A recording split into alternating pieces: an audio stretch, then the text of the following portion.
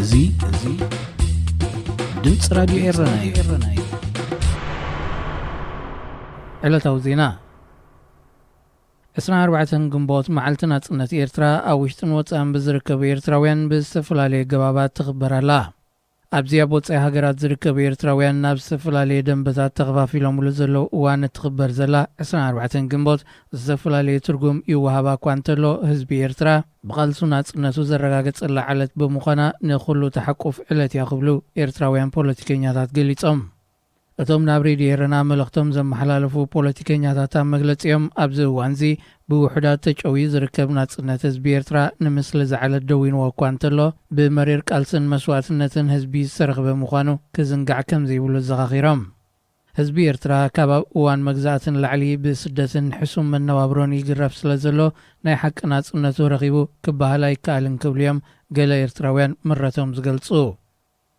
እንተኾነ እዛ ካብ ተኸታታሊ መግዛእታት ስርዓታት ኢትዮጵያ ናጽነት ዝኣወጀት መዓልቲ ብዋጋ መስዋዕቲ ብሉጻት ደቂ ህዝቢ ደኣ እምበር ብውሕዳት ሕድሪ ብፀቶም ዝጠለሙ ክትግለጽ ከም ዘይግባእዮም እቶም ፖለቲከኛታት ዘዘኻኽሩ። ኣብ ኤርትራ ዕድናዊ ንጥፈታት ዘካይድ ዘሎ ዳናካሊ ካልኣይ ገጽ ምድላዋቱ ኣብ ምዝዛም ከም ዝርከብ ተገሊጹ። እቲ ኣውስትራልያዊ ትካል ኣብ ዘርግሖ ሓበሬታ እዚ ካልኣይ ገጽ ኣብ ወርሒ ሰነ ድሕሪ ምዝዛሙ ኣብ 2022 ምህርቱ ከፍሪ ክጅምር ምዃኑ ፍሊጡ።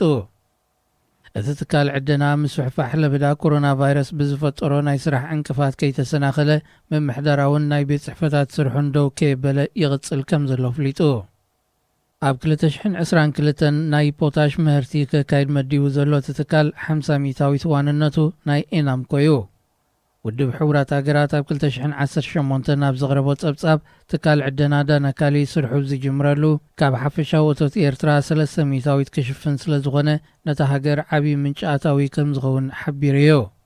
ብተወሳኺ ኣብ ውሽጢ 10 ዓመት ፍርቂ ናይቲ ኤርትራ ንሰደድ ካብ እትልእኮ ዝርከብ ኣታዊ ኣብ ርእሲ ምሽፋኑ ን10,000 ዜጋታት ናይ ስራሕ ዕድል ከም ዝፈጥር ይግለጽ። እንተኾነ መንግስቲ ኤርትራ ብሰንኪ ዝኽተሎ ዘሎ ዘይግሉጽን ያታዊ ሰራርሓን ህዝቢ ረብሓ የብሉን ጥራይ ዘይኮነ ዕድናዊ ንጥፈታቱ ብግዱድ ዕስክርና ይካይዶ ምህላው ኣብ ህዝቢ ተወሳኺ ጸቕጢ ፈጢሩ ይርከብ።